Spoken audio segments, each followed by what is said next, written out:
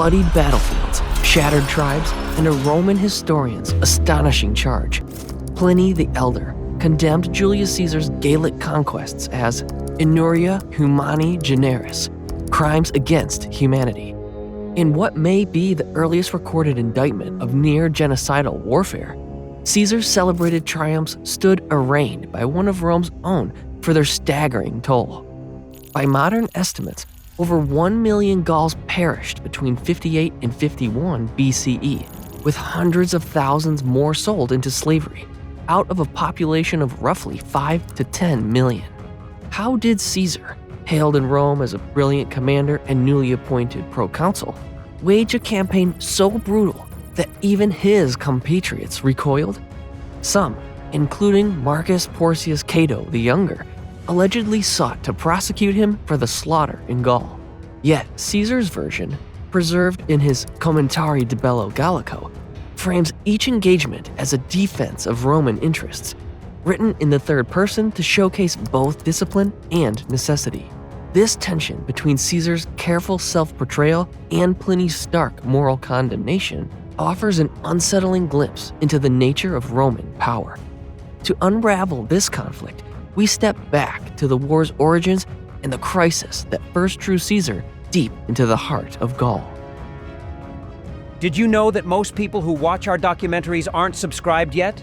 If you enjoy animated maps and history, join our community. Leave a like and subscribe so you never miss the next episodes. By the late 50s BCE, Rome was riven by internal strife. Elite factions vied for dominance in the Senate, while social pressures festered among the populace. In this tense atmosphere, Gaius Julius Caesar, Gnaeus Pompeius Magnus, Pompey, and Marcus Licinius Crassus forged the first triumvirate around 60 BCE, an unofficial pact that allowed each man to strengthen his position and outmaneuver political rivals. Caesar, having served as consul in 59 BCE and holding the crucial office of Pontifex Maximus since 63 BCE, gained a proconsul command over Cisalpine Gaul, Transalpine Gaul, and later Illyricum. His role as Pontifex Maximus bolstered his moral and religious standing in Rome, adding weight to every political move. Initially set for 5 years, Caesar's governmentship was extended by legislation, enabling him to expand Roman territory and send spoils and prestige back to Rome. Pompey, lauded for his eastern conquests, formally controlled Hispania, but managed affairs largely from the capital.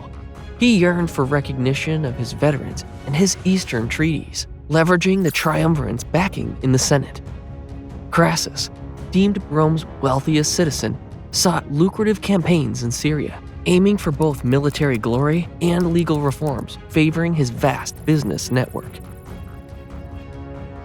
By the mid-1st century BCE, the Romans referred to Cisalpine Gaul as Gallia Togata, toga-wearing Gaul. Thanks to decades of contact and gradual incorporation, the region north of the Italian peninsula had adopted many Roman customs. Its inhabitants spoke Latin widely, wore Roman-style clothing, and even held partial rights akin to Roman citizens. In contrast, Gallia Comata, long-haired Gaul, extended from the Rhone to the Atlantic, and from the Pyrenees up to the Rhine. Despite Rome's growing ambitions, no direct Roman authority existed there. Local tribes governed themselves, each with distinct leadership and shifting alliances. Among these tribes were the Aedui, Helvetii, Arverni, and Belgae, led by councils or influential chieftains. Celtic religion, central to their identity, was frequently guided by druids, figures believed to interpret divine will and maintain sacred groves. In some rituals, human sacrifice played a role, though practices varied by region. Culturally, people in Gallia Comata wore braccae, trousers, favored bold woolen fabrics, and kept the long hair that gave the region its Roman epithet. While Roman merchants and diplomats occasionally ventured into Gallia Comata, it remained an autonomous world, culturally vibrant, politically fragmented, and outside the sphere of Gallia Togata, where Rome's influence was firmly established. In 58 BCE, a movement of staggering scale disrupted the heart of Gaul. The Helvetii, a Celtic tribe from what is now Switzerland, embarked on a mass migration westward in search of more fertile lands. According to Caesar's Commentari de Bello Gallico 1.5, they burned 12 of their oppida, fortified towns, and about 400 villages before departing, ensuring no possibility of return. Joined by associated groups, Talingi, Latobrigi, Rorici, and some Boii, their numbers are recorded as reaching 368,000 individuals, with 92,000 capable of bearing arms. This drastic act of self-destruction underscored the determination to find a new homeland and place them on an inevitable collision course with Rome's interests in the region. Among those alarmed by the Helveti's route were the Aedui, longtime allies of Rome. Their leading druid and statesman, Divi Shacus, appealed directly to Caesar, arguing that Helvetian movements threatened Aeduan territory. Newly established in his proconsulship, Caesar seized upon this plea. While he framed Rome's involvement as a defensive measure to protect an ally, he also recognized that defeating the Helvetii could yield swift military glory and enduring political capital. Before any major confrontation, Helvetian envoys sought safe passage through the Roman province. They vowed not to harm allied communities if allowed free transit. Caesar, however, delayed formal negotiations and quietly fortified strategic points along their path, signaling he had little intention of granting the request. Once the Aedui, under Divi Shacus, reiterated their call for protection, Caesar found both the casus belli and the moral pretext he needed to act decisively. The first notable clash occurred at the Arar River, modern Saône. As large contingents of the Helvetii were midway across with families and supplies, Caesar's legions launched a sudden ambush. Although this engagement was smaller than the battles that would follow, it carried potent symbolism. Rome's strict discipline and tactical prowess caught the Helvetii in a vulnerable moment. Caesar himself lauded this rapid success as proof of Roman superiority, noting thousands of Helvetian casualties.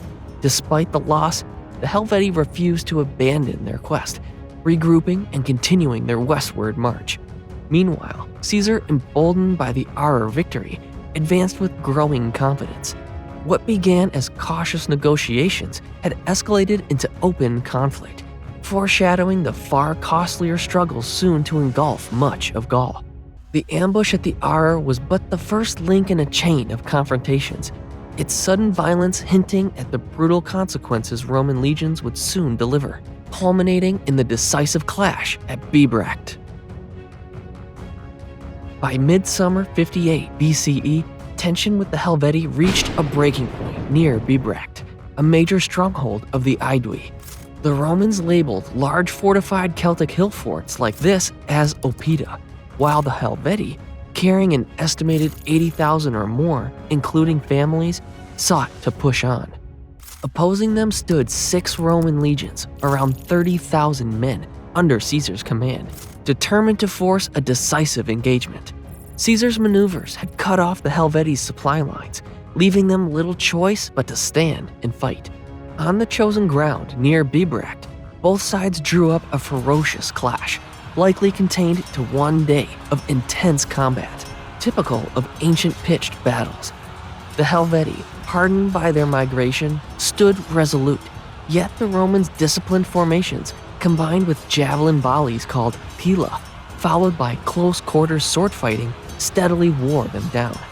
Contemporary accounts differ on exact figures, but ancient sources and modern estimates suggest thousands of Helvetii were killed or captured in this encounter alone.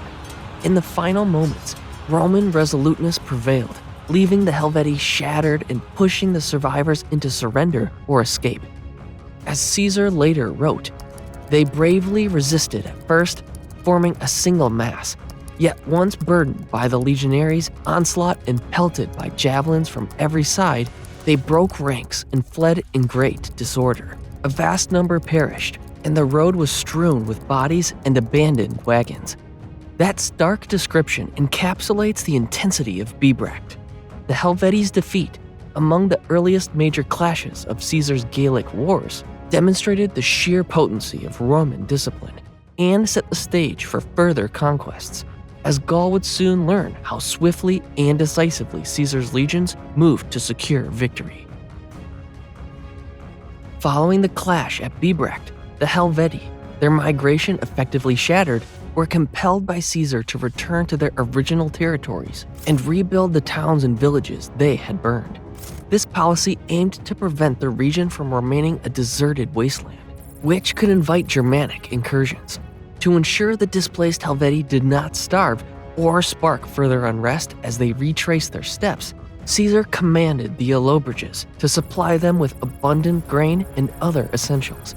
While the Aedui and other allied tribes also had responsibilities, such as maintaining security and providing certain resources, there is no direct evidence that Caesar ordered the Aedui to participate in the physical reconstruction of Helvetian settlements. This arrangement still showcased Caesar's tight control over local affairs. By directing both Helveti's actions and the support from allied peoples, he aimed to avert renewed conflict and reinforce Rome's authority throughout the region. For many tribes, the sight of the Helvetii trudging back to scorched homelands under Roman decree was sobering. Word of Rome's swift, decisive victory and Caesar's ability to impose terms on both friend and foe spread swiftly. While the Aedui remained nominally friends of Rome, led in diplomacy by Divi Shacus, some among them chafed at demands that cost grain and effort. Beneath the surface, doubts brewed over how deep Caesar's influence would run. Meanwhile, Caesar broadened his administrative measures across central Gaul. His legions built roads, secured winter quarters, and enforced tribute collection, offering stability but also signaling Rome's grip tightening. Tribes once relieved at Helvetian defeat grew wary that the price of Roman protection was submission to a growing empire. With the Helvetii neutralized and the Aedui bound to Rome's will, Caesar had secured the central battleground of Gaul. Yet behind every Roman road and winter camp stood rising doubts among the tribes, uncertainty that would soon brew into larger conflict. By 57 BCE, murmurs of resistance in the north signaled Caesar's next challenge, the Belgic War.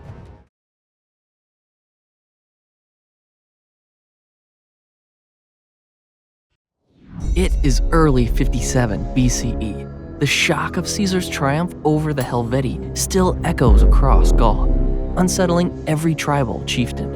Uneasy leaders, some bearing tribute, seek Rome's goodwill in an effort to avoid a fate like that of the Helvetii.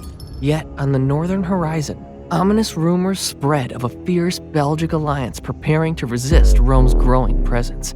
Another collision of armies looms, and all of Gaul braces for the next phase of Caesar's relentless campaign. In the wake of Caesar's victory, the Helvetii were compelled to return to their original valleys, effectively turning them into a buffer between Roman-held territory and the Germanic tribes to the north. Within his Commentari de Bello Gallico, Caesar depicts himself almost as an arbiter of regional geopolitics. The verbs he employs, usit imperavit, ordered, commanded, reveal a level of authority that, at least outwardly, the Gauls appeared to accept. Buoyed by his successful campaign, Caesar found various Gallic peoples dispatching envoys to pay respects and request permission for a grand general assembly. The Gauls hoped this gathering might resolve long-standing rivalries, especially those that had drawn in foreign allies like the Germanic Suebi. Even so, the atmosphere was tinged with wariness. As Caesar solidified his hold on central Gaul, many chieftains recognized that Rome's looming power, while promising security, could just as easily become the engine of a new wave of conquest. Caesar, acceding to these requests, set both date and location for the meeting. According to the account, the formal goal was to mitigate the rivalries that had driven some tribes to seek support from the Suebi, Germanic warriors, who, once admitted into Gaul, had not left. Caesar's influence thus extended to Gallic internal diplomacy as well. He wanted to understand the relationships among the various nations. To contain further disruption, and simultaneously to consolidate his position as the defender or ruler of an ever-expanding territory. Central to Gallic concerns was the Germanic king Ariovistus, leader of the Suebi, who had long occupied eastern Gaul, levying tribute, taking hostages, and bolstering his power among local tribes. According to Caesar's own commentary, multiple Gallic allies, notably the Aedui, grievously complained of Ariovistus' growing menace, pleading for Roman intervention. Sensing both moral pretext and strategic gain, Caesar dispatched a series of embassies, demanding that Ariovistus return hostages and exacting tributes. Ariovistus, previously acknowledged by the Roman Senate for certain prior alliances, rejected Caesar's sudden interference. In his view, the lands he controlled had been rightfully conquered. Rome had no business meddling there. The discussions quickly degenerated, ending in stone and arrow throwing. With negotiations shattered, Caesar advanced with roughly 6 legions, totaling 30,000 to 35,000 soldiers, forcing Ariovistus into open confrontation. The ensuing battle proved ferocious. Ariovistus reportedly fielded 15,000 to 20,000 Germanic warriors. Some accounts suggest even more, gathered behind wagon barricades filled with their families. Despite the Germans' desperate resistance, Caesar's disciplined legionaries prevailed, driving a chaotic rout. Many Suebi perished while fleeing toward the Rhine. Survivors, including women and children, faced capture or enslavement. Sources refer to a true slaughter, suggesting thousands of fatalities. Ariovistus himself disappeared in the pandemonium, and his family shared the grim fate of his warriors, massacred or taken captive. In classic Caesar style, the commentary depicted this victory as a righteous move to safeguard allies, yet the sheer scale of the dead, wounded, and enslaved revealed a far more ruthless objective: securing permanent Roman dominance. By stationing his legions to winter beyond Rome's traditional frontiers, Caesar left little doubt that this wasn't merely a brief intervention. It was the foundation of a lasting conquest built on discipline, fear, and a methodical extension of Roman power. The second year of Caesar's campaign, 57 BCE, saw the action shift decisively north. According to his own Commentari de Bello Gallico, Book 2, Caesar learned that the Belgic tribes, alarmed by Rome's swift subjugation of central Gaul, had formed a large coalition. Caesar claims they could field up to 288,000 warriors in total. Recognizing the looming threat, he swiftly advanced with an expanded force of 8 legions, roughly 45,000 men by modern estimates, a move he admits was undertaken without explicit Senate authorization. Caesar details multiple major engagements, naming tribes like the Nervi, Morini, and Atrebates among those he crushed. Using Rome's trademark siege warfare, engineered ramparts, siege towers, and disciplined infantry, Caesar dismantled fortified Belgic strongholds, often referred to as oppida. Despite the Belgae's considerable numbers, Caesar's rigorous tactics and cohesive leadership proved decisive. The final holdout was the Attuatoci, entrenched behind steep cliffs on 3 sides and fortified by double walls on the 4th.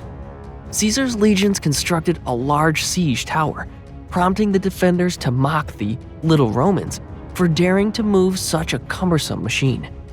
But once the tower advanced, the Attuatoci requested peace, surrendering what they claimed were all their weapons. Caesar, suspecting deceit, maintained tight vigilance. When the Attuatoci launched a sudden night attack, hoping the legions were off guard, they were repelled, leading to a thorough Roman victory. With resistance shattered, Caesar reports that he sold 53,000 prisoners into slavery, an act underlying both the ferocity of the campaign and the extent of Rome's dominance. By the year's end, the Belgae were largely subdued. Caesar withdrew to Italy to address pressing political affairs, leaving behind legions firmly established in Belgic territory. Although Caesar emphasized the scale of the enemy, 288,000, and Rome's discipline, Modern scholars note that his figures may be inflated, serving to magnify Rome's triumph and the aura of his leadership. Nonetheless, the conquest of the Belgae demonstrated Caesar's blend of engineering prowess, relentless offense, and harsh reprisals, methods that would soon echo in his continuing campaigns across Gaul. By early 56 BCE, Rome was sliding into chaos. Pompey and Crassus, the other two members of the first triumvirate, often clashed more than they cooperated. Their divergence left space for street factions to battle openly, undermining the political and economic reforms Caesar had introduced. Far away in Gaul, Caesar worried these achievements could be overturned by hostile senators if his allies failed to maintain order. Seeking to salvage their alliance, Caesar summoned a conference in April 56 BCE, held in Lucca in northern Italy. There, he forced a renewed accord. Pompey and Crassus would serve as joint consuls in 55 BCE. Upon finishing their consulship, Pompey would govern Hispania, Crassus would take Syria, and Caesar's own proconsulship in Gaul and Illyricum would extend for another 5 years. This arrangement guaranteed that his reforms and the power base they supported would not be casually dismantled in his absence. With the pact reaffirmed and his allies stabilized, Caesar returned north to address growing crises in Gaul, relieved that his position at home appeared secure, even as Rome itself remained on the brink of new unrest. No sooner had Caesar returned from the Conference of Lucca than he faced new uprisings across northwestern Gaul. Realizing many tribes now grasped his intent, lasting Roman occupation rather than mere protection, he acted swiftly, splitting his forces for multiple operations. In the spring of 56 BCE, Caesar dispatched Titus Labienus and a single legion, roughly 5,000 Roman infantry, along with auxiliary cavalry to secure the Rhine frontier. Ever mindful of a possible Germanic incursion, Caesar feared that Suebi warriors, potentially several thousand, might cross the river and bolster any Gallic rebels. Labienus' mission was clear: hold the line against would-be allies from beyond the Rhine, ensuring Rome's growing grip on Gaul remained unchallenged in the east. Meanwhile, in the north, Caesar deployed 2 additional legions, around 10,000 Roman troops, to confront the Morini and the Menapii, Belgic offshoots adamantly opposed to Roman rule. Ancient accounts suggest these tribes could rally some 15,000 to 20,000 warriors, scattered in small hamlets across dense woodlands. Using quick strikes and ambushes, the Morini and Menapii repeatedly harassed Roman foragers, threatening the army's vital supply routes. By targeting these rebellious pockets, Caesar aimed to eliminate northern resistance before it could gain momentum, and thus ensure that Rome's expanding footprint remained secure on every front. Simultaneously, Publius Licinius Crassus, commanding 2 legions, about 10,000 men, headed into southwestern Gaul. There, various Aquitanian tribes, loosely capable of fielding some 20,000 warriors, had aligned with roving Germanic bands and begun raiding Rome's allies. According to Caesar, these confederations tested Roman resolve, hoping that distance from Caesar's main force would grant them an advantage. Crassus's mission was to crush such alliances and affirm Rome's authority in the region, ensuring the southwest would not turn into a safe haven for further revolt. Caesar personally retained the remaining 2 legions, circa 10,000 infantry, plus support units, to tackle the Veneti, a maritime people allegedly detaining Roman envoys. Skilled sailors and capable of fielding thousands of shipborne fighters, the Veneti dominated trade routes off Brittany. Building a fleet on the Loire, Caesar clashed with the Veneti near the Gulf of Morbihan. While the exact number of Roman ships remains uncertain, Caesar had constructed a fleet specifically to counter the powerful Veneti navy, which fielded approximately 220 ships. Despite facing large Gallic vessels adapted to surging Atlantic tides, manned by an estimated 4,000 to 5,000 Veneti sailors, Roman engineering and discipline prevailed. Caesar's men employed special hooks to cut enemy rigging, neutralizing their naval advantage.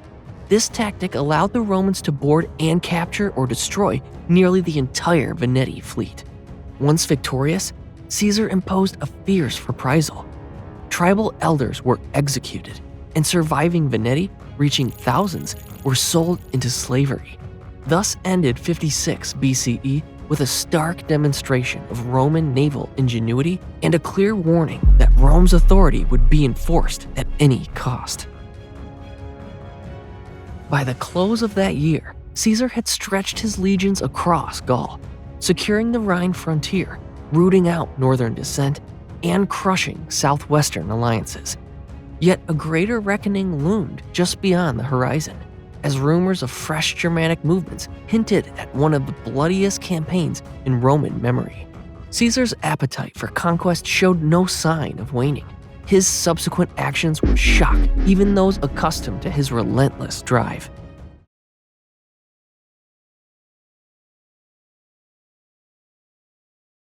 In the summer of 55 BCE, a feat stuns the continent. Roman legionaries, under Julius Caesar's command, build a wooden bridge across the Rhine in just 10 days. Over 500 meters long, 4 meters wide, and supported by 56 piers. It has been studied and admired for centuries, proof that no barrier can halt Rome's ambition. Why this construction, and how did Caesar gain such power in Gaul? Retrace the steps leading here and discover the events destined to spark even greater upheaval. By the close of 56 BCE, Caesar's grip on Gaul has tightened. Fresh from triumphs against various tribes, he stations his legions in winter quarters across central and northern territories. Roads are improved, supply lines secured, and new garrisons established. Yet this outward show of stability masks a growing undercurrent of discontent. Many Gallic communities chafe under Roman demands for tribute, fearing impoverishment if they fail to deliver grain and gold on schedule. Others resent the constant billeting of troops, which strains local resources and erodes traditional power structures. Quiet disapproval simmers in tribal assemblies, where chieftains debate whether appeasing Rome is truly less dangerous than open defiance. For Caesar, these months demand a delicate balance. He must maintain Roman order through efficient administration and targeted displays of force, all while preventing resentful tribes from forging coalitions that could threaten his carefully built foothold in Gaul. Alarming reports spread that two Germanic tribes, the Tincteri and the Usipeti, had crossed the Rhine and were roaming Gaul in search of land. Determined to end these incursions, Caesar advanced with 8 legions, about 40,000 to 45,000 infantry, to confront them.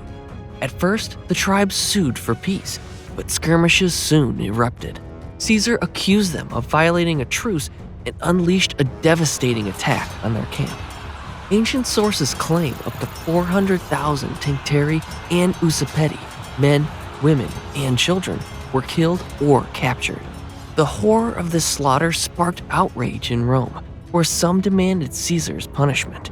Marcus Porcius Cato, in particular, insisted that Caesar be handed over to the barbarians so Rome could purge itself of guilt for breaking the truce. Fresh from this grim episode, Caesar resolved to send a message that no frontier could protect Rome's adversaries. Near the confluence of the Rhine and the Moselle, close to modern Koblenz, he ordered his engineers to construct a wooden bridge in only 10 days, enabling his legions to march east of the river. Once across, Caesar briefly ravaged local settlements, forged short-term alliances to keep the Germanic tribes on edge, and then withdrew. Convinced his display of power had served its purpose, he dismantled the bridge, leaving behind a stark warning that Rome could reach any foe at will. Only weeks after dismantling his wooden bridge over the Rhine, Caesar pursued another bold endeavor, an incursion into Britain. Officially, he aimed to intercept any aid the islanders might provide to rebellious Gauls. Yet, in his Commentari de Bello Gallico, Caesar himself highlights a deeper motive. He longed, quote, to see what sort of people inhabited that island, to learn of their lands, harbors, and approaches, all unknown matters. The timing was hardly ideal. It was late summer, winter loomed, and Caesar brought just 2 legions, around 10,000 men, from Portus Itius, modern Boulogne. Similar to a curious Odysseus venturing into the land of the Cyclops, Caesar embarked on a campaign that proved both perilous and sensational. The Romans faced storm-tossed landings, fierce resistance from inhabitants said to dye themselves blue, and rumors of shared wives among their tribes. Though Caesar won a few minor skirmishes and secured informal agreements with some local chieftains, his position remained precarious. He soon withdrew, framing the expedition as a diplomatic triumph. Yet its resonance across Rome was immense. For the first time, a Roman force had crossed the Western Ocean and sailed the Atlantic, sealing Caesar's reputation as a commander willing to push the empire's boundaries to their utmost limits. Before embarking on his second venture to Britain, Caesar confronted deepening resentments in Gaul. Determined to stifle potential uprisings, he commanded several Gallic nobles to join him, among them Dumnorige, whose brother Diviciacus had once supported Rome. Dumnorige refused outright, circulating rumors that Caesar aimed to lure Gallic leaders away only to have them discreetly executed. In an act of overt defiance, he left the Roman camp. Caesar swiftly ordered him seized or killed if he resisted. Cornered, Dumnorige implored his men to remain loyal, crying, "I am a free man of a free people," before he was slain. This episode laid bare the growing hostility festering under Roman rule, a tension soon to reverberate beyond Gaul. Despite such unrest, Caesar pressed ahead. He resolved to surpass his initial British foray, where storms and meager numbers had curtailed any lasting success. According to his own Commentari de Bello Gallico, Book 5, and other ancient sources, he commissioned a large-scale shipbuilding effort. Caesar claims around 600 new transport vessels, supplemented by 28 specialized warships, each with a shallower draft than standard Roman galleys. This innovation aimed to address the treacherous coastal landings that had plagued his first expedition, offering greater stability when beaching on the island's open shores.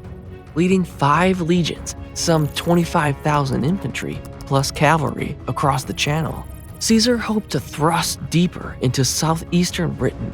He confronted fierce tribal coalitions under Cassivellaunus, who excelled in chariot warfare. Yet storms again battered his fleet, making supplies difficult to land and protect. While local chieftains yielded hostages and pledged tribute, no permanent occupation materialized. Winter approached, forcing Caesar to withdraw. He returned to Gaul with elevated prestige and the knowledge that he could project power overseas. Though Dumnorige's rebellion hinted at much broader discontent, ready to explode should Caesar's focus waver. Fresh from his British campaigns, Caesar nonetheless returned to a Gaul simmering with discontent. He chose to scatter his legions across various northeastern territories for winter, hoping that smaller garrisons would keep potential rebels in check. Yet local leaders, wary of Roman requisitions and forced billeting, quietly resented this continued presence. Around the same time, Caesar suffered a devastating personal loss. His daughter Julia, married to Pompey as part of the Triumvirate Pact, died in childbirth. Although Pompey remained formally allied to Caesar and even sent 2 legions to replace recent losses, the familial bond uniting them was severed forever. Back in Gaul, the greatest danger lay among the Eburones, led by the cunning Ambiorix. One Roman legion, about 5,000 men, under Quintus Titurius Sabinus and Lucius Aurunculeius Cotta, made camp in Eburon territory. Ambiorix approached them with false promises of safe passage, claiming a looming Germanic threat nearby. Trusting his word, Sabinus and Cotta broke camp, only to be ambushed in a narrow valley. Almost the entire legion was massacred. The two commanders themselves perished in the chaos. Emboldened by Ambrioric's success, neighboring tribes like the Nervi attempted similar raids on other isolated Roman outposts. Alarmed, Caesar raced to relieve a besieged fort held by Quintus Tullius Cicero, narrowly preventing another disaster. In the aftermath, Rome's grip on Gaul appeared more fragile than ever, and the winter encampments, meant to maintain order, had become a lethal vulnerability. Meanwhile, the death of Julia eroded Caesar's political stability. Although Pompey remained outwardly supportive, sending those extra legions, cracks were forming in the triumvirate. By 53 BCE, nearly all Gallic tribes, except the Aedui and Remi, would join in a wider revolt, signaling that Caesar's victories had done little to quell Gallic resentment. With Gaul smoldering from the previous winter's turmoil, Caesar mounted a relentless counteroffensive in 53 BCE. His first targets were the Nervi, Carnudi, and the Senones, all of whom had shown varying degrees of defiance. Faced with the devastation of their fields and settlements, these tribes quickly surrendered, preferring capitulation over ruin. Caesar next marched against the Menapii, who likewise posed a risk along the northern frontier. Only after subduing these pockets of resistance did he consolidate 8 or 9 legions, roughly 35,000 to 40,000 men, to exact severe vengeance on the Eburones, considered prime instigators of the latest revolt. Rather than engaging in prolonged chases through wetlands, Caesar invited neighboring tribes to hunt down the scattered Eburones in exchange for whatever plunder they could seize. The Eburones fled into inaccessible marshes, yet most were hunted down or perished from hunger. Their leader, Ambiorix, managed to elude capture, vanishing into the wilderness and symbolizing the last spark of resistance in the region. Caesar's message to all Gaul was unambiguous. Any tribe daring to challenge Rome would face utter devastation. Satisfied he had quelled immediate threats, Caesar once again turned to the Rhine. He constructed a second wooden bridge, another demonstration of Roman engineering, to cross the river, hoping to discourage Germanic tribes from aiding any future Gallic uprisings. This brief campaign east of the Rhine involved minimal direct clashes. Most Germanic groups kept their distance, mindful of Caesar's ruthless reputation. Soon, he dismantled the bridge, having reasserted Rome's supremacy beyond the river. Even as Caesar solidified his military grip on Gaul, events far from its borders reshaped his political standing. Marcus Licinius Crassus, his ally in the first triumvirate, sought glory in Syria but met disaster in Carrhae, where he was defeated and killed by the Parthians. With Crassus gone, the triumvirate effectively collapsed. In Rome, Caesar's enemies seized the opportunity to undermine his position, and Pompey, now widowed after Julia's death, drifted closer to the aristocratic faction in the Senate. In 52 BCE, Caesar's staunch supporter, Publio Clodio Pulchro Clodius, was slain in a street brawl, robbing him of a crucial ally in the capital. Amid these upheavals, Caesar remained in Gaul, still sending wealth and slaves back to Rome in an attempt to preserve his influence. Senators hostile to his growing power accused him of waging a personal war without proper oversight, and they feared he might soon challenge the Republic itself. Meanwhile, across central Gaul, dissent smoldered. Vercingetorix, an Arvernian noble, quietly forged alliances among the increasingly resentful tribes. Caesar's brutal tactics had sown fear but also kindled a fierce defiance, one about to burst into the largest, most coordinated revolt he would face. Unaware of just how perilous the situation would become, Caesar advanced confidently into what would soon be the defining challenge of his Gallic campaigns. By late 53 BCE, Caesar had consolidated power in Gaul, launched 2 expeditions to Britain and crushed the Eber ones. His ruthless methods have instilled fear, yet also fueled anger. On the horizon, a massive rebellion awaits, with Vercingetorix poised to unify Gaul in a final stand.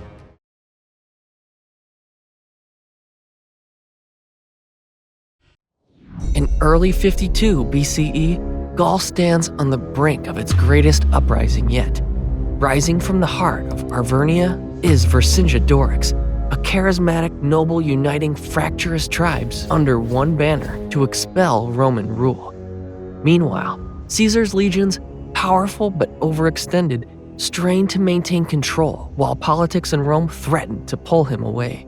The stage is set for a decisive confrontation that will determine Gaul's destiny, one in which Caesar's seemingly unstoppable ambition meets the fierce determination of a newly united enemy.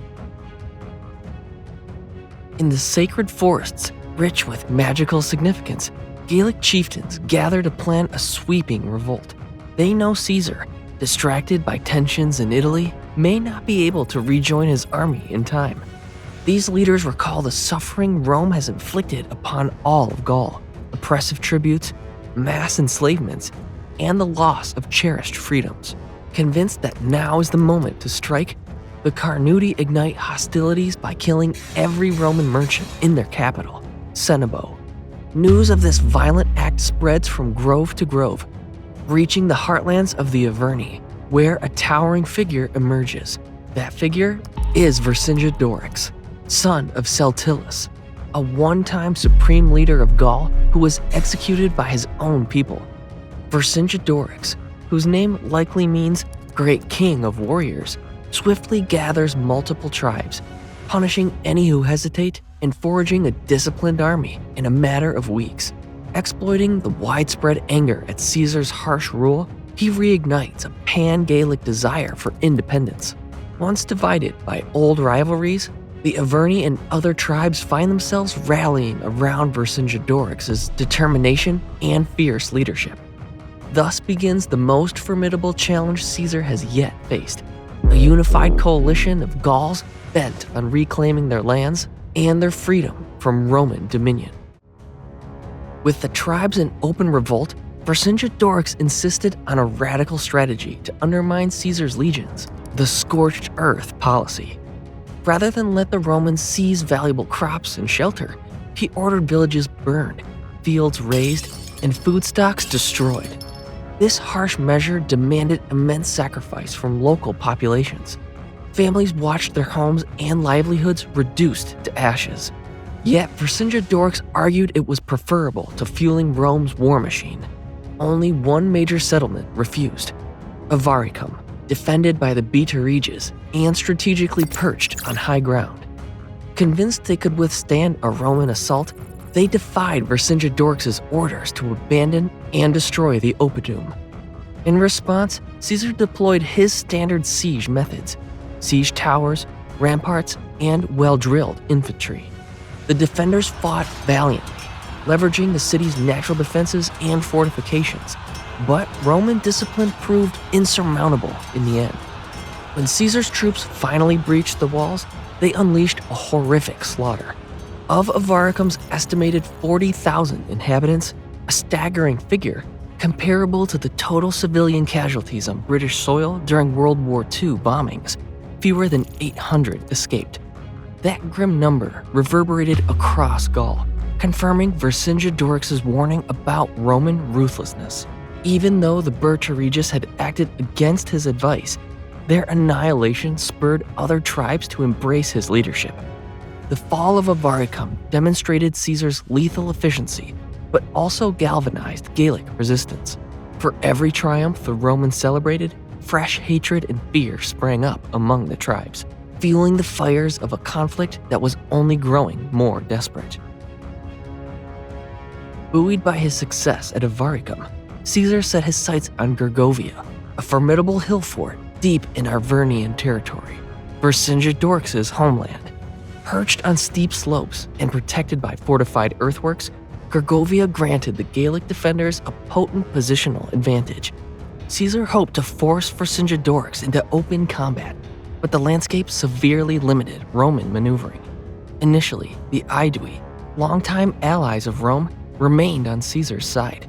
Yet amid growing discontent and rumors of Caesar's vulnerability, some Aeduan factions switched allegiance to Vercingetorix.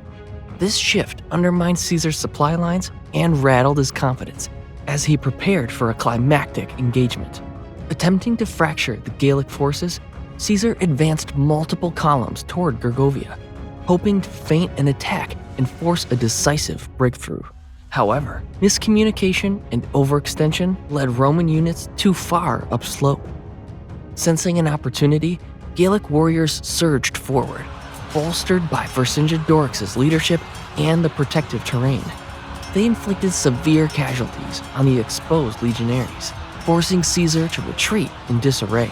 Gergovia thus became Caesar's first clear-cut defeat in Gaul, a jarring testament that even Rome's disciplined legions could falter against the right combination of strategy and geography.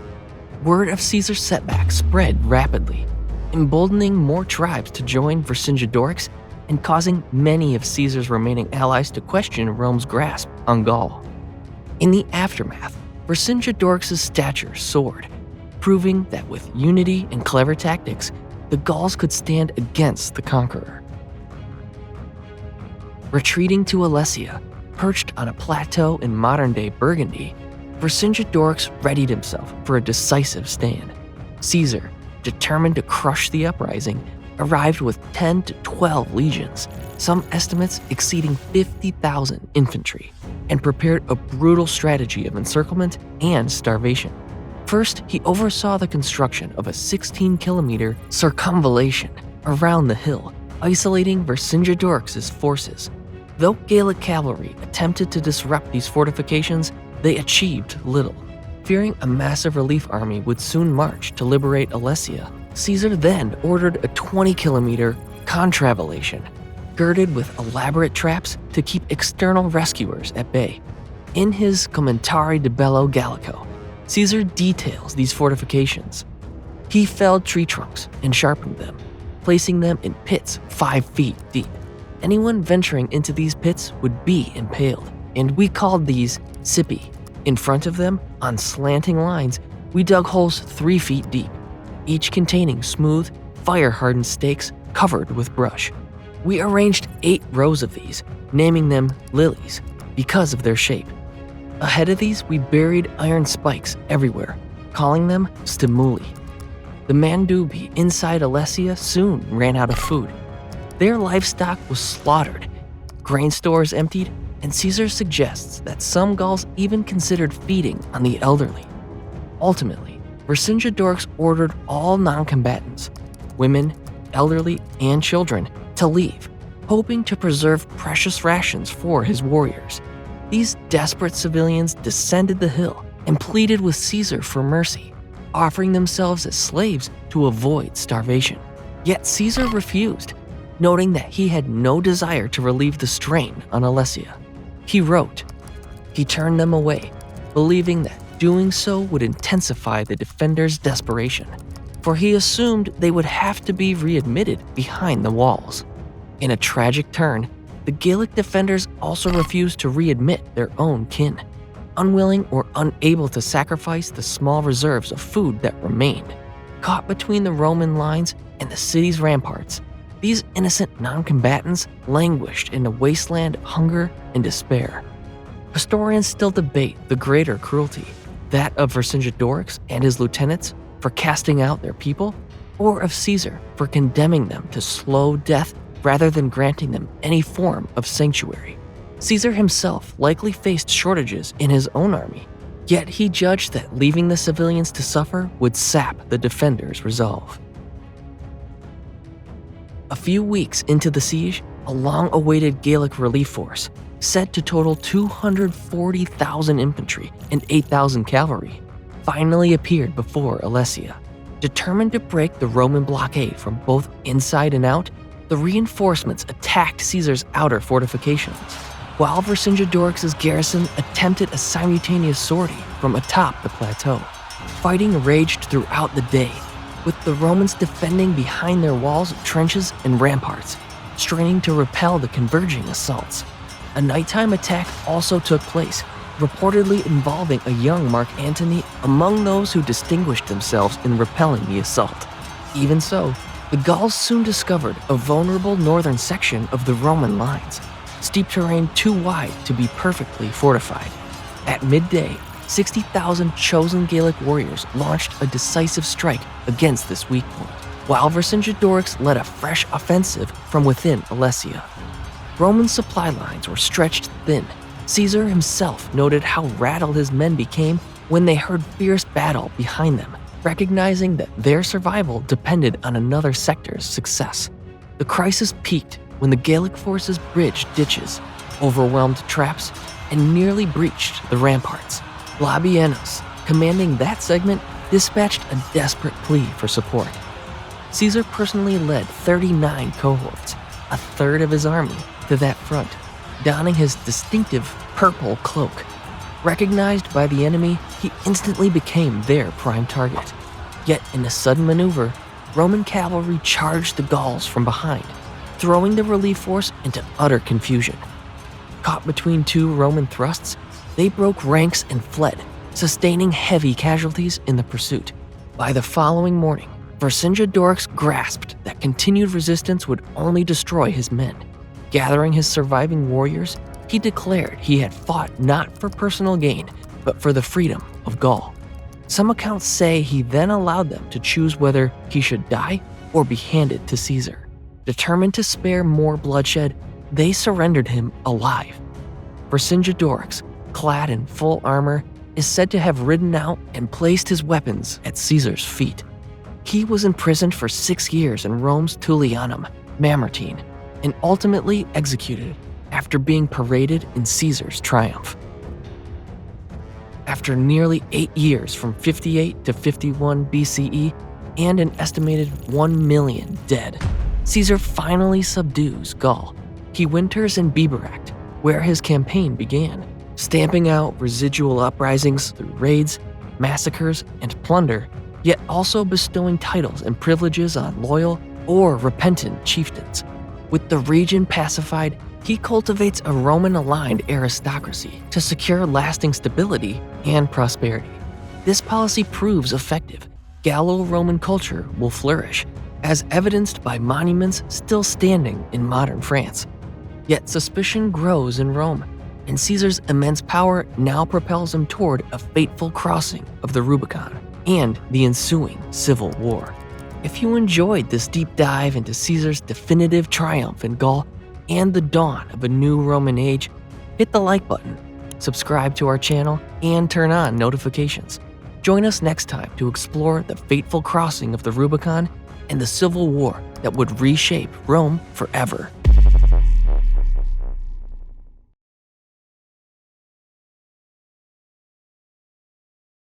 In January of 49 BCE, under cover of night, Julius Caesar, governor of Cisalpine Gaul, stood on the banks of the Rubicon River.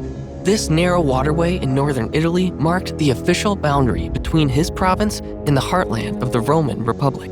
Crossing it with an armed force was an unambiguous act of treason under Roman law. Nevertheless, Caesar faced a stark choice: yield to the Senate's ultimatum or march on Rome and risk igniting a civil war. Over the preceding decade, Caesar's conquests in the Gallic Wars had expanded Rome's influence across vast territories, earning him immense popularity and a devoted army. Yet this very success sowed distrust among the Senate, particularly Caesar's former ally, Pompey the Great. As tensions escalated and diplomacy failed, Caesar made the fateful decision to wade into the icy waters of the Rubicon, declaring "Alia iacta est," the die is cast. Why did one of Rome's most brilliant generals choose a path so perilous, knowing it would plunge the Republic into chaos? We will trace the steps that led to the crossing of the Rubicon, examine the swift march to Rome, and follow the conflict all the way to the plains of Pharsalus, where Caesar's destiny and the fate of the Roman Republic would be decided. Did you know that most people who watch our documentaries aren't subscribed yet? If you enjoy animated maps and history, join our community. Leave a like and subscribe so you never miss the next episodes.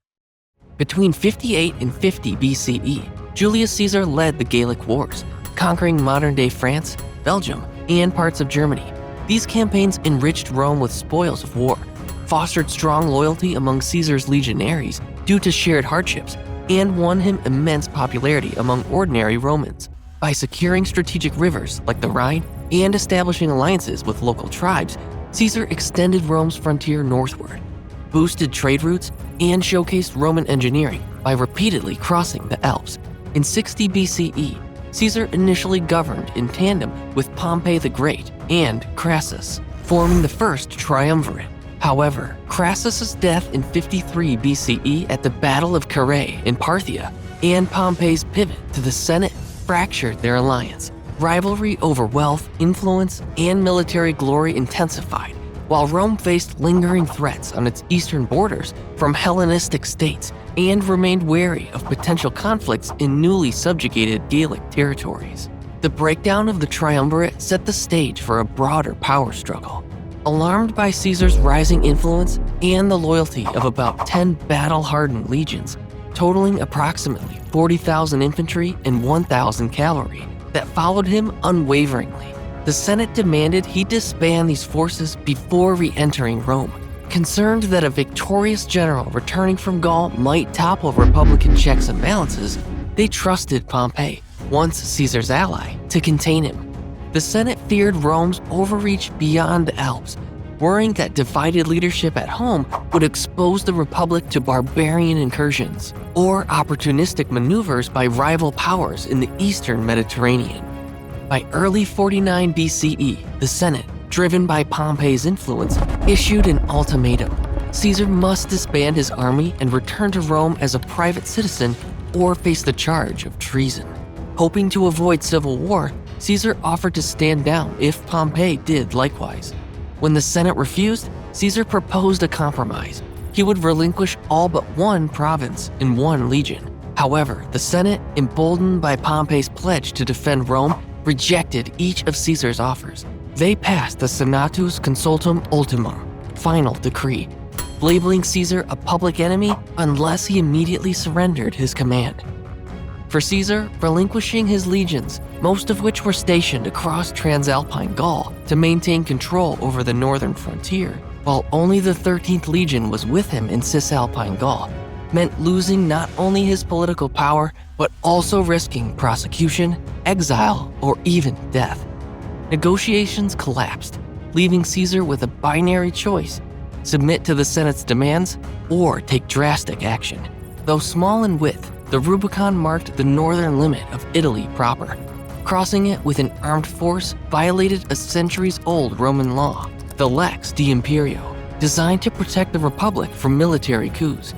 This action on January 10, 49 BCE was not merely a geographical crossing, but a public declaration that Caesar was willing to defy the Senate. Alia iacta est, the die is cast. Contemporary accounts suggest Caesar uttered these famous words as he stepped into the icy waters. This moment signaled the point of no return. Any further attempts at negotiation were all but doomed.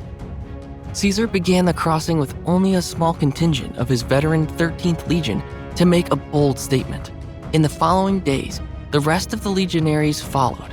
This staggered approach maintained strategic flexibility while ensuring the initial act of defiance was front and center in Rome's collective mind. After crossing the Rubicon on January 10, 49 BCE, Caesar's swift campaign began with the capture of Ariminum, modern-day Rimini. His 13th Legion, renowned for its discipline and loyalty, moved rapidly along the Italian peninsula, securing key towns like Pisarum, Pizarro, and Oximum, Osimo, without resistance. Caesar's reputation for clemency and strategic brilliance encouraged local leaders and garrisons to surrender peacefully, avoiding unnecessary bloodshed. By late January, Caesar turned his attention to Corfinium, where Domitius Ahenobarbus had fortified himself with approximately 10,000 men. Caesar besieged the town, cutting off supplies and escape routes. After a brief standoff, Domitius's troops mutinied and surrendered the garrison to Caesar, demonstrating his calculated strategy of clemency Caesar spared Domitius and his men, reinforcing his image as a fair and just leader, willing to avoid unnecessary destruction. Following his success at Corfinium, Caesar marched south to Brundisium, a vital Adriatic port where Pompey the Great had retreated with Senate forces. Hoping to trap Pompey before he could flee to Greece, Caesar proposed direct negotiations to avoid further conflict, but this suggestion went unanswered. Caesar's forces attempted to blockade the harbor by constructing earthworks, but Pompey's superior naval fleet allowed him to evacuate his army and key Senate allies to Greece under cover of night. Although Pompey eluded capture, Caesar's control over Italy was now absolute. By mid-March, Caesar entered Rome unopposed, bringing with him approximately 5,000 men of the 13th Legion. After entering Rome unopposed, Julius Caesar seized the Roman treasury to fund his campaign, portraying himself as the protector of Roman stability. He framed his actions as necessary to defend the Republic against a corrupt Senate dominated by Pompey the Great and self-serving aristocrats. Caesar emphasized that his dignity and the loyalty of his legions, hardened by years of service in the Gallic Wars, were under attack, justifying his bold decisions to the Roman people.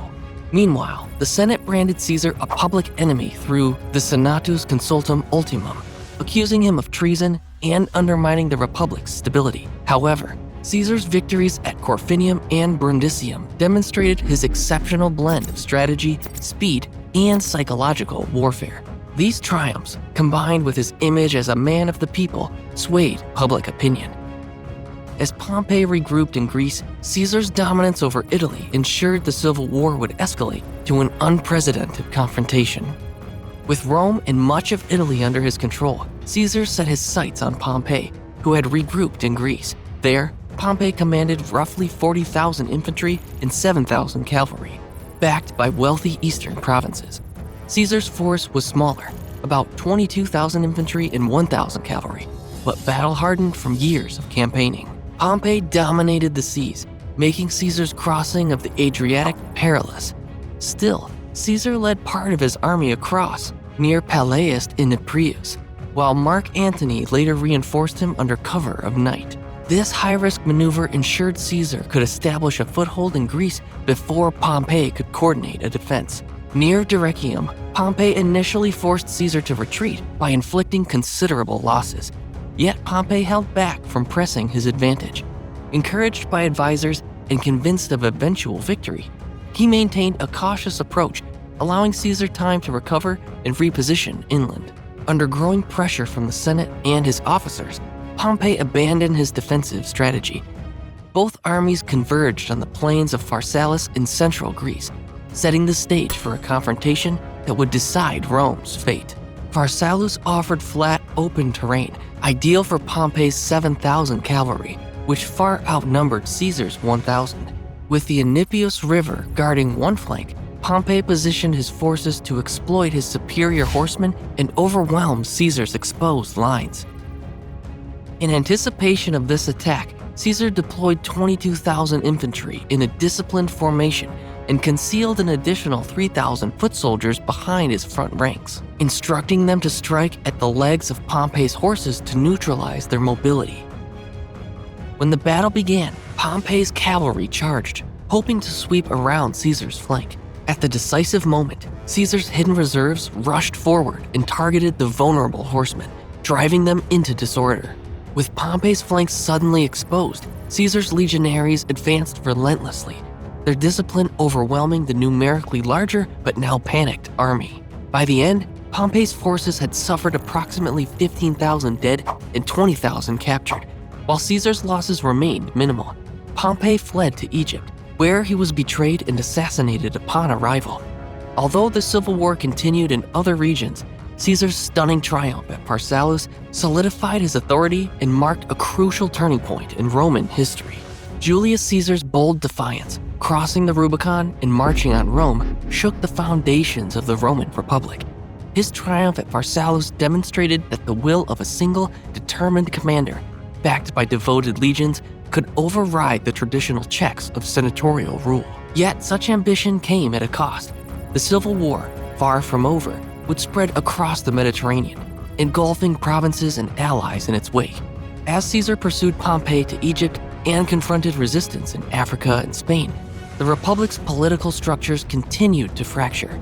His actions remain a testament to how a convergence of personal ambition, military loyalty, and the failures of political rivals can transform the destiny of a civilization, leading Rome toward autocracy and its imperial future.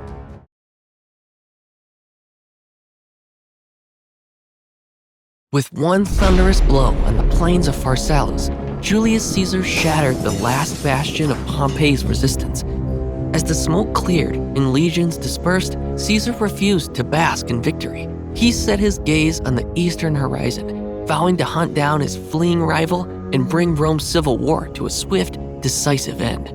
Meanwhile, Ptolemaic Egypt teetered on the edge of crisis. Cleopatra VII, recently ousted from power, and her younger brother, Ptolemy XIII, were locked in a contentious struggle that divided the kingdom's court. Despite the internal strife, the wealth of the Nile and the kingdom's strategic location made Egypt a vital ally, or a tempting prize, for any Roman seeking regional dominance. Pompey, hoping to regroup and secure political leverage, set his sights on Alexandria. Yet his arrival collided with the rising tensions between Cleopatra's supporters and those loyal to Ptolemy XIII. In this fraught atmosphere, Caesar's pursuit of Pompey would soon intertwine with Egypt's own civil discord, altering the fate of both realms. In the aftermath of his triumph at Pharsalus in August 48 BCE, Julius Caesar wasted no time pursuing his vanquished rival, Pompey the Great.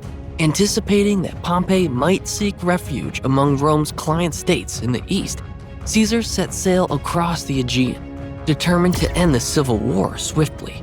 Pompey, hoping to rebuild his strength and secure a political alliance, chose Egypt, once friendly to him in previous conflicts, as his destination.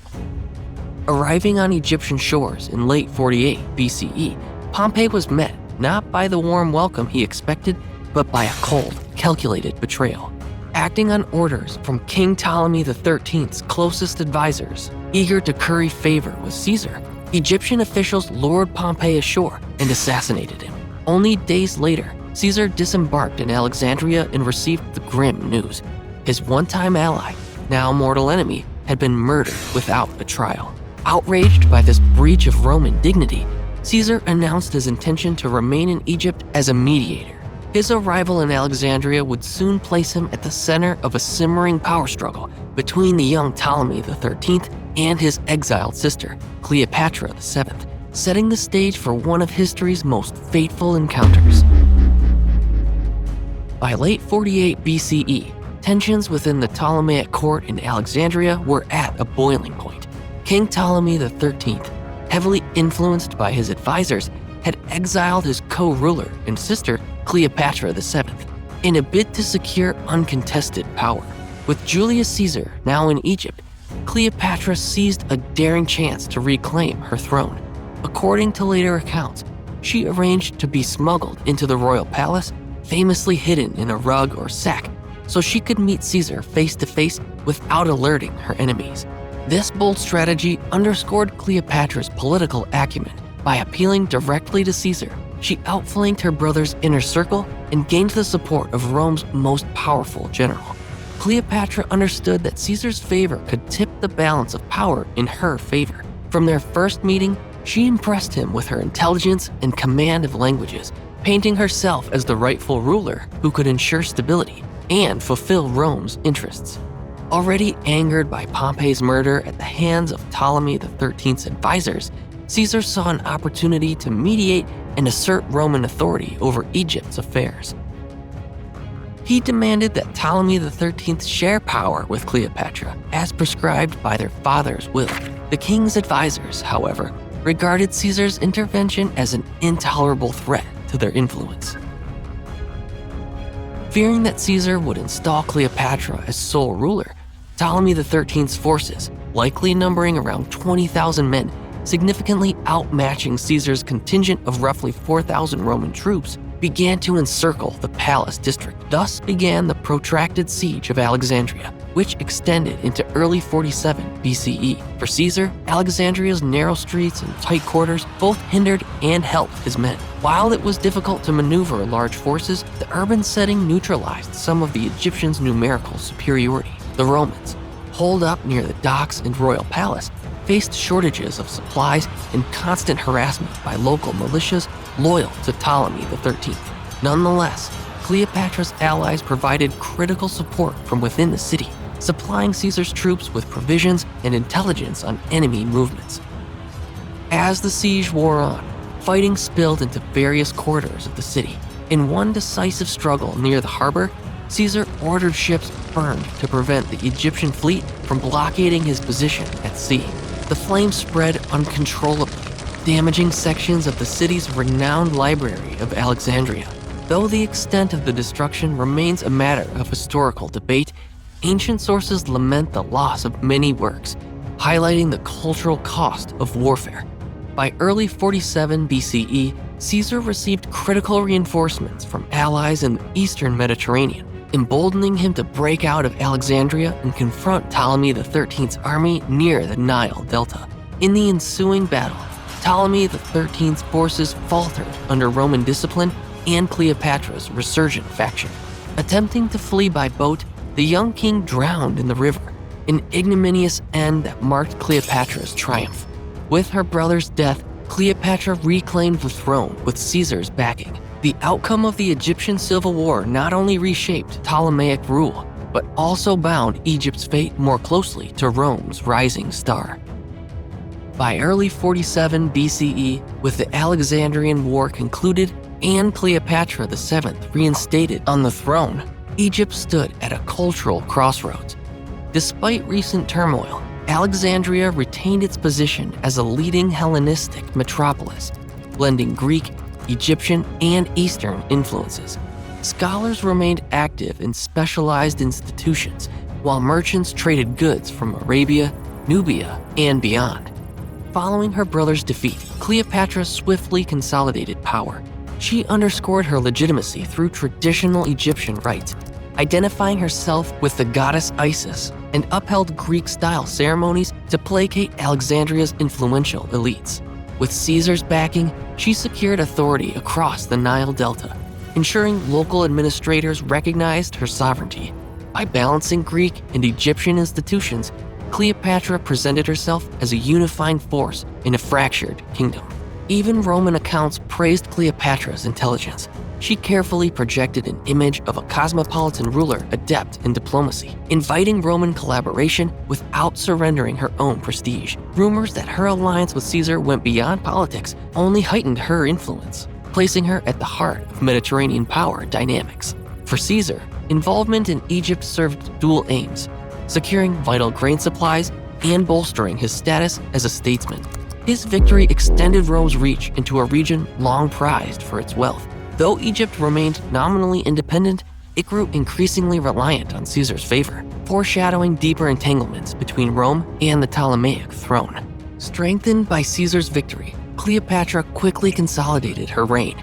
By early 47 BCE, she and her younger brother, Ptolemy XIV, were nominally co-rulers, yet real power lay firmly in her hands. Caesar's continued presence signaled Rome's growing influence, but it also helped Cleopatra stabilize the kingdom. Local officials pledged loyalty, and resistance dissipated as the new regime promised both Egyptian tradition and Roman support. To showcase this unity, Cleopatra invited Caesar on a lavish voyage along the Nile. More than a simple tour, the expedition paraded Egypt's prosperity and cultural heritage. Priests performed sacred rites, regional leaders reaffirmed allegiance, and Roman officers observed a realm steeped in wealth. For Cleopatra, it was an opportunity to assert her stature. For Caesar, it revealed Egypt's vital role in his broader ambitions. Late in 47 BCE, Cleopatra gave birth to a son widely called Caesarion. Whether the Roman general formally acknowledged him remains debated. Yet the child's symbolic value was immense. Egyptians saw divine favor in the melding of two powerful bloodlines, while Romans whispered about Caesar's foreign entanglements.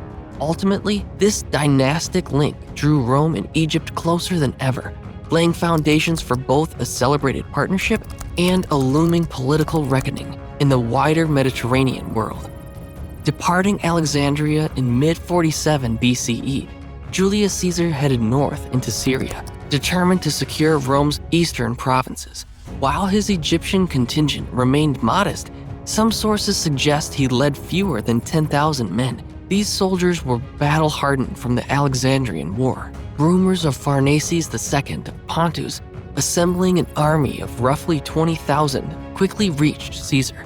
Pharnaces, son of Rome's old foe, Mithridates, had exploited the chaos of the civil war to reclaim territories once stripped from Pontus. After quelling local uprisings in Syria, Caesar marched eastward into Asia Minor, integrating auxiliary forces from loyal client rulers along the way. The two armies clashed near Zela, where Caesar's disciplined legions rapidly overwhelmed Pharnaces' numerically superior but less seasoned troops. In the aftermath, Caesar famously declared, "Veni, vidi, vici, I came, I saw, I conquered," capturing the swift nature of his triumph. During this time, Cleopatra, realizing her influence would grow by remaining close to Rome's power, sailed to Rome herself in 46 BCE, bringing her infant son, Caesarion. Her presence in the capital, living in Caesar's estate, caused whispers among the Senate and the Roman populace, foreshadowing a profound entanglement between the Republic and the Ptolemaic kingdom.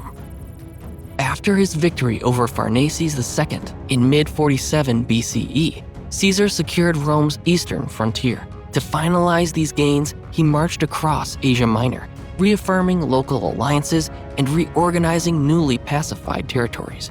Crossing the Aegean, Caesar made a brief stop in Greece before sailing for Italy. Landing at Brundisium, he then traveled north, returning to Rome by the end of the year. There, he shifted focus to consolidating power and implementing broad reforms, setting the stage for the next decisive phase of his political career.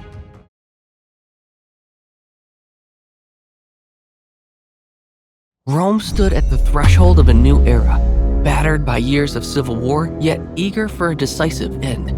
It was early in 46 BCE. Into this anxious atmosphere stepped Gaius Julius Caesar, returning from his lightning campaigns in Asia Minor. Fresh off victories against formidable foes, he crossed the Aegean Sea, landed at Brundisium, and marched north to the capital, where citizens crowded the streets to hail the seemingly unstoppable general. Yet behind the applause lay deep unease. The Senate, once aligned with Pompey, watched warily, for Caesar's popularity now eclipsed that of any rival. Meanwhile, remnants of Pompeian loyalists still clung to the faint hope of resistance. Seizing the moment, Caesar swiftly convened key officials and influential families, making it clear he intended to finish what he had begun. By this point in history, the world's population is estimated to have ranged between 200 and 250 million, with as many as 50 million living in territories bordering the Mediterranean. This meant Rome's struggle for dominance touched roughly a quarter of humanity, drawing resources and manpower from every corner of its vast domain. Against this backdrop, Caesar's goal was straightforward: eliminate lingering threats and secure the power needed to steer Rome's future, setting the stage for the final chapter of the Civil War and the sweeping reforms soon to follow. By early 46 BCE, North Africa had become the last major stronghold for Pompeian loyalists determined to resist Caesar's rise. Commanders such as Metellus Scipio and Marcus Porcius Cato, Cato the Younger, gathered what remained of the Pompeian forces, estimated at 25,000 to 30,000 men, including local auxiliaries, along the fertile coastline near Hadrumetum, modern Sousse in Tunisia. They hoped that by fortifying a coastal position, they could protect key maritime supply routes and, with some luck, repel Caesar's advance. Meanwhile, Caesar, resolved to end the civil war, sailed southward from Sicily with a similarly sized force of 25,000 to 30,000 troops, legionaries, cavalry, and aligned contingents. Upon landing in Africa, he secured local supply lines, gathered intelligence on Pompeian dispositions, and maneuvered his forces to force an engagement. The Pompeians ultimately chose Thapsus, a strategically located coastal town, for their defensive stand. Caesar capitalized on his troops' extensive combat experience by probing enemy lines and fortifying positions in preparation for a decisive attack. Shortly after the decisive outcome at Thapsus, where Caesar's legions decimated Pompeian forces, killing or capturing around 10,000 men, Marcus Porcius Cato, Cato the Younger, one of the staunchest defenders of the Republican cause, chose to end his life in Utica rather than submit to Caesar. While the battle itself had already delivered a fatal blow to the Pompeian position, Cato's suicide became a symbolic final stand. His death, alongside the crushing losses at Thapsus, effectively marked the end of significant opposition in North Africa. Caesar's subsequent return to Rome, celebrated by a grand triumph, set the stage for the next and final chapter of the civil war in Hispania. With North Africa secured, Caesar returned to Rome in triumph. Over the following weeks, he celebrated 4 triumphs, commemorating his campaigns in Gaul, Egypt, Pontus, and now Africa. During these lavish processions, Caesar's own soldiers continued a long-standing tradition of irreverent banter, chanting bawdy verses that playfully mocked their general's rumored sexual appetites. Despite the jesting tone, the African triumph underscored Caesar's growing political supremacy. Nevertheless, the Civil War's final chapter awaited him far to the west, in Hispania.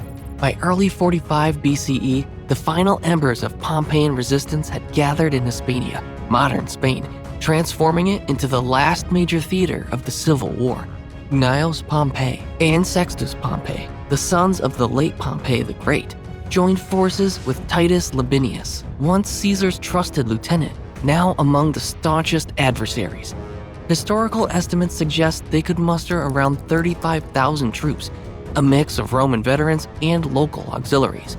From strongholds in southeastern and southern Hispania, they prepared for a decisive showdown against Caesar's legions. Fresh from his triumphs in Rome, Caesar led an army of roughly comparable size westward, through Gaul and into Hispania. Despite the numbers being similar, his soldiers carried invaluable combat experience, having fought in Gaul, Egypt, and Africa. Caesar's objective was clear: cut off Pompeian supply lines and pin them down near Munda, a strategically vital town in the province of Baetica, modern Andalusia.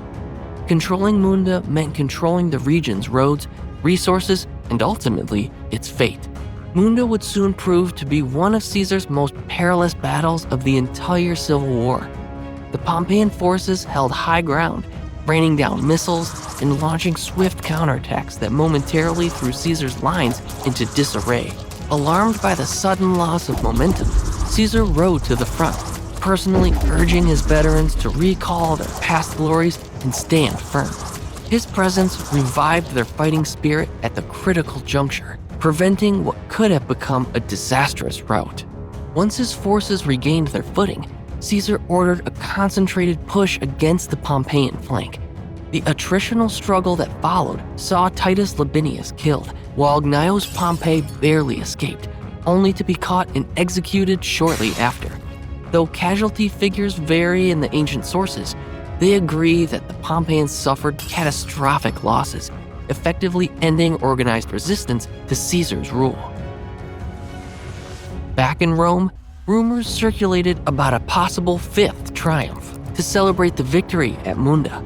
Some ancient sources hint Caesar may have considered another grand procession, but the historical record was fragmentary and provided no definitive confirmation. Moreover, with 4 triumphs already held in 46 BCE, and mindful that Munda had pitted Romans against Romans, Caesar likely chose to avoid further controversy. Instead, he returned home to consolidate his unprecedented power, setting the stage for the final chapter of his extraordinary political career. By mid-45 BCE, with the final Pompeian resistance crushed at Munda, Julius Caesar returned to Rome as the uncontested master of the Republic. The Senate, eager to appease the man who had eliminated every rival, granted him Dictator Perpetuum, or Dictator for life. Traditionally, dictators served only brief terms in emergencies. Caesar's lifetime appointment thus marked a seismic shift in Rome's political framework. Having secured the realm, Caesar refocused on reforms aimed at unifying and modernizing the Republic. Chief among these was the Julian calendar, introduced to replace Rome's outdated lunar system. Drawing on Egyptian astronomical knowledge, Caesar instituted 365 days per year, plus a leap year every 4 years to align closely with the solar cycle. He also rationalized the mismatched lengths of months, allowing for a more consistent schedule of civic events. And to honor its creator, the month Quintilis was renamed Lulius, from which we derive July. Though Pope Gregory XIII later refined the system, creating the Gregorian calendar, Caesar's model remains largely recognizable to us today, an enduring testament to how advanced Roman administrative thinking could be. Beyond the calendar, Caesar expanded citizenship and governance. He extended Roman citizenship to select provincial elites in Gaul and Hispania, solidifying their loyalty and facilitating smoother administration. Meanwhile, he reorganized provincial rule, assigning officials to oversee fair tax collection and mitigate corruption.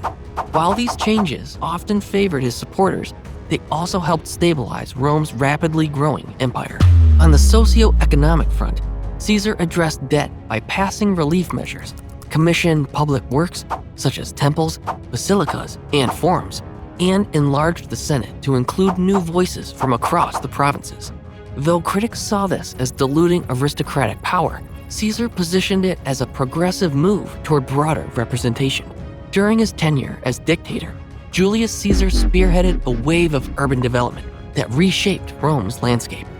He founded new forums to handle mounting bureaucratic demands, easing congestion in the older Forum Romanum. Additional roads were constructed and existing ones improved, accelerating traffic flow and trade routes across the city. These enhancements not only streamlined daily life, but also boosted economic vitality, reflecting Rome's emerging status as a cosmopolitan hub. Caesar's vision for a grand, functional capital resonated with future emperors, Augustus, Trajan, and beyond, who expanded upon his initiatives, propelling Rome's skyline toward enduring architectural grandeur and global admiration for centuries. By consolidating political, military, and economic authority, Caesar became the principal architect of Rome's immediate destiny. His dictatorship promised much-needed stability, yet it also sparked fears about the future of republican governance. Even as he reshaped the state, discontent festered among senators who saw in Caesar's ever-growing powers a direct threat to Rome's ancient traditions, setting the stage for a dramatic final act in his extraordinary career. By 45 BCE, Julius Caesar stood at the apex of Roman power, having crushed all remaining Pompeian forces and secured broad authority. Crowned with the unprecedented title of Dictator Perpetuum, he overshadowed all rival factions. Yet apprehension simmered among senators alarmed by what they saw as creeping monarchy, reinforced by Caesar's boundless honors and the cult of personality around him. The expansion of the Senate, filling seats with Caesar's loyal supporters, eroded Rome's long-standing aristocracy and weakened republic checks and balances. As public adulation soared, talk of further honors, possibly even kingship, stirred desperation among the old elite. Though Caesar's reforms aimed to rebuild a fractured state, they also fueled suspicion that the republic's core values were being swept aside. By early 44 BCE, resentment coalesced among key senators determined to protect the old order. Their plan took shape in whispers and closed-door meetings, culminating on the Ides of March, when Caesar's fellow Romans drew their blades. Thus ended his meteoric rise and ushered Rome toward a fateful crossroads in its history, forever altering the Republic's destiny. If you found this exploration of Caesar's final ascension insightful, please like this video, subscribe to our channel, and turn on notifications for more deep dives into Roman history and beyond. Your support helps us bring the ancient world to life. Thanks for watching.